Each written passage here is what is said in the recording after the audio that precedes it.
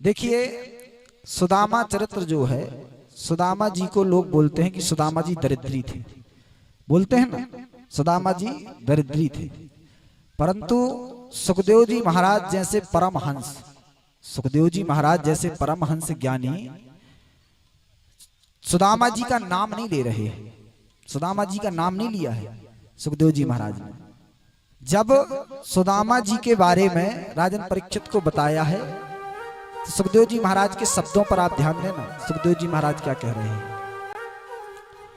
कृष्णस्यासीत सखा कश्चित ब्राह्मणो ब्रह्मवित्तमा विरक्त इंद्रियार्थेषु प्रशांतात्मा जितेंद्रियः। सुदामा जी को यहां नाम नहीं लिया है, क्या कहा है? कृष्णस्यासीत सखा कश्चित, भगवान श्री कृष्ण के परम सखा। तो अब सुदामा जी को अगर कोई कहे दरिद्री, एक बात बताइए, जिस व्यक्ति को भगवान श्री कृष्ण अपना सखा मानते हो, मित्र मानते हो, वो क्या दरिद्री हो सकता है? आज कोई प्रधानमंत्री के पीए को कहे कि वो बहुत गरीब है, तो क्या वो गरीब हो सकता, दरिद्री हो सकता है? नहीं हो सकता भाई। प्रधानमंत्री का पीए उसके पास काय की कमी। तो आज वैसे ही भगवान श्री कृष्ण द्वारकाधीश के जो मित्र, भला वो दरिद्री कैसे हो सकते? कृष्णस्यासीत सखा कश्चित। दूसरी बात, ब्राह्मणों, क्या कहा? ब्राह्मण। ब्राह्मण किसको बोलते हैं? जन्मना ब्राह्मणो ज्ञेयः संस्कारात् द्विज उच्यते विद्याभिर्च भवेत् विप्रः त्रिभिर् सूत्रीय मुच्यते। ब्राह्मण कहते हैं जो ब्रह्म को जानता हो, ब्रह्म जानाति ब्राह्मणा, जो ब्रह्म को जाने वो ब्राह्मण। तो जिसने ब्रह्म को जान लिया वो क्या दरिद्री हो सकता है? भाई, मुद्राएं दो होती हैं, एक हमारे यहाँ की मुद्रा और एक अमेरिका की मुद्रा है। दोनों मुद्राएं हैं, दोनों में फर्क है कि नहीं? अब कोई अगर अमेरिका की बहुत सारी मुद्राएं कमा ले, अमेरिका की बहुत सारी मुद्राएं कमा ले, और हम उसको यहाँ कहें कि ये तो बहुत गरीब है, दरिद्री है, हमें पता नहीं है कि उसके पास कौन सी मुद्रा है। और जिस दिन अगर उसने वो अपनी मुद्रा भंजाई तो फिर हम उसके सामने कुछ नहीं बचेंगे। हम उसके सामने क्या है? अगर उसने अमेरिका की मुद्रा भंजा ली तो सुदामा जी के पास कौन सी मुद्रा है? सुदामा जी के पास ऐसी मुद्रा है, ऐसा धन है जो व्यक्ति के पास हो तो व्यक्ति सबसे बड़ा माना जाता है, ब्रह्म धन। ब्रह्म का ज्ञानी है, उसके यहां कभी दरिद्रता नहीं आ सकती। ब्राह्मणों। तीसरी बात कही, ब्रह्म वित्तम। ब्रह्म वित्तम, तो ब्रह्म वित्तम क्यों कहा? जैसे उच्च, उच्चतर, उच्चतम। उच्च अर्थात ऊंचा, उससे ऊंचा उच्चतर, और उच्चतर से ऊंचा उच्चतम। उच्च, उच्चतर, उच्चतम। श्रेष्ठ, श्रेष्ठ से ऊंचा श्रेष्ठतर, और श्रेष्ठतर से ऊंचा श्रेष्ठतम। श्रेष्ठ, श्रेष्ठतर, श्रेष्ठतम। उसी प्रकार ब्रह्म, ब्रह्म वित्तम, ब्रह्म ब्रह्म वित्तर और ब्रह्म वित्तम, मतलब ब्रह्म से भी ऊंचा, ब्रह्म वित्तम। सुदामा जी कौन है? ब्रह्म वित्तम, जिनके पास ब्रह्म रूपी ही धन है। एक दूसरा ये भी है, ब्रह्म रूपी ही धन है, ब्रह्म वित्तम। वित्त बोलते हैं धन को। तो जिसने ब्रह्म रूपी, ईश्वर रूपी धन ही कमाया, ऐसे सुदामा जी हैं, ब्रह्म वित्तम। और विरक्त इंद्रियार्थेषु, जो इंद्रियों से विरक्त है।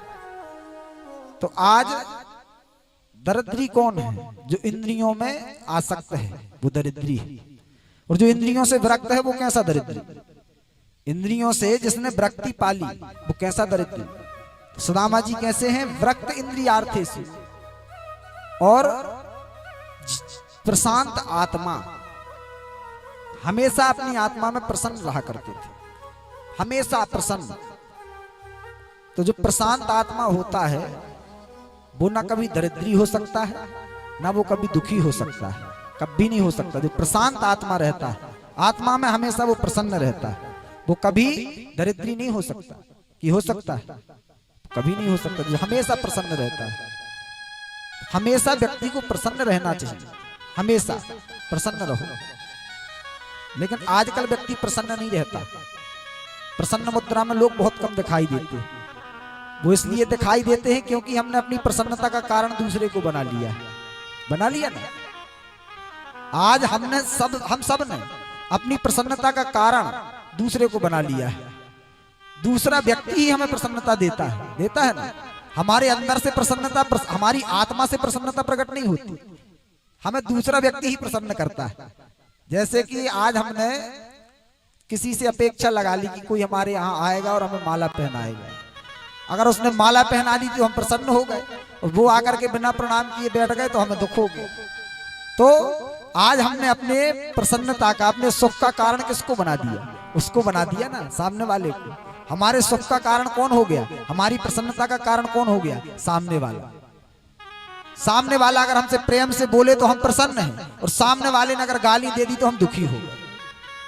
तो आज हर व्यक्ति अपनी प्रसन्नता का कारण बनाए है दूसरे को, सामने वाले को प्रसन्नता का कारण बनाए, इसीलिए दुखी। वो अपने अंदर प्रसन्नता को नहीं ढूंढता। हमारे अंदर जो प्रसन्नता है, हमारे अंदर जो आनंद है, उस आनंद को हम ढूंढते ही नहीं, ना उस आनंद की हम अनुभूति करते हैं। हम दुनिया में आनंद को ढूंढते हैं और लोगों से अपेक्षा लगा करके लोगों से हम सम्मान पाना चाहते हैं, लोगों से सुख पाना चाहते हैं। इसीलिए व्यक्ति हर समय उदास रहता है। और सुदामा जी कैसे थे? सुदामा जी किसी से अपेक्षा नहीं लगाते थे। विरक्त इंद्रियार्थेषु प्रशांत आत्मा। अगर कोई आकर के महाराज जी को कुछ दे दे तो महाराज जी प्रसन्न, ना दे तो महाराज जी को कोई दुख नहीं। अगर सुदामा जी को किसी ने माला पहना दी तो ठीक है, नहीं पहनाई तो कोई दिक्कत नहीं। और ऐसे व्यक्ति को होना भी चाहिए। अगर वो चाहे कि हमें सुखी रहना है, अपने सुख का कारण किसी दूसरे को मत बनाओ। तुम अपने सुख का कारण स्वयं रहो तो हमेशा सुखी रहोगे। अगर आपने दूसरे को बना दिया तब आप दुखी रहोगे। भैया हमें जो हमारे जितने भी सब लोग हैं वो सब आकर के हमें प्रणाम करें, सब हमें इज्जत दें। क्या इज्जत चाहना? हमें परमात्मा इज्जत दे। दुनिया वाले अगर इज्जत दे भी देंगे तो उससे होगा क्या? ये दुनिया वाले अगर हमसे कुछ हमारा आकर के सम्मान कर भी देंगे तो होगा क्या? कुछ नहीं होने वाला। वो ऊपर वाला हमारी इज्जत करे, वो ऊपर वाला हमारा सम्मान करे जब हम उसके यहाँ जाएं। वो बनाओ। यहाँ तो 60 साल 70 साल के लिए आए हो, बस 60-70 साल रह करके यहाँ से चले जाओगे। तो यहाँ के लिए जैसा कमा रहे हो कुछ वहां के लिए कमाओ। और वो आप कमा सकते हो केवल प्रशांत आत्मा रह के। अपने अंदर वो चीज रखो कि हमें अपने अंदर से सुख ढूंढना है, संसार में सुख को नहीं ढूंढना। आज लोग बोलते हैं कि भगवान को ढूंढ रहे, जिससे कहो भगवान की खोज कर रहे। तो गुमा भगवान है क्या? भगवान थोड़ी गुमे हैं, गुमे तो हम और आप हैं। जिस दिन हमने अपनी खोज कर ली उस दिन वो परमात्मा हमारे अंदर ही विराजमान मिल जाएगा। ईश्वर अंश जीव अविनाशी। वो ईश्वर तो हमारे इस जीव में विराजमान है। जिस दिन हमने अपने आप को ढूंढ लिया उस दिन हमने समझो परमात्मा को ढूंढ लिया। सुदामा जी कैसे हैं? प्रशांत आत्मा, आत्मा से हमेशा प्रसन्न रहा करते थे। और सबसे आखिरी बात, जितेंद्रिय, इंद्रियों को उन्होंने जीत लिया था। तो जिसने इंद्रियों को जीत लिया वो भला दरिद्री हो सकता है? वो दरिद्री नहीं हो सकता। वो दरिद्री इसलिए नहीं हो सकता क्योंकि दरिद्री लोग उसको बोलते हैं कि जो असंतुष्ट है।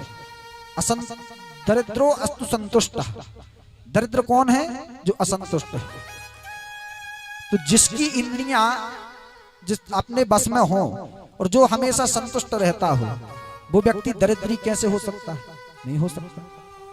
दरिद्री तो हम और आप हैं अगर हमने अपनी इंद्रियों को अपने बस में नहीं किया, अगर हमने अपनी तृष्णा को नहीं जीता, अगर हमने अपने अंदर उस परम तत्व के दर्शन नहीं किए तो हम दरिद्री हैं। इंद्रियों को जो जीत लेता है वो दरिद्री नहीं कहलाता। दरिद्रो अस्तु संतुष्ट।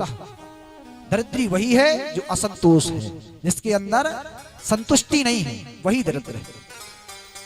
आज जिन सुदामा जी का सुखदेव जी महाराज ने नाम नहीं लिया, उनको अगर हम कह दें कि सुदामा जी गरीब थे, सुदामा जी दरिद्री थे, तो फिर ये बहुत गलत बात है। सुदामा जी दरिद्री नहीं थे। सुदामा जी बहुत ही अच्छे ब्राह्मण थे।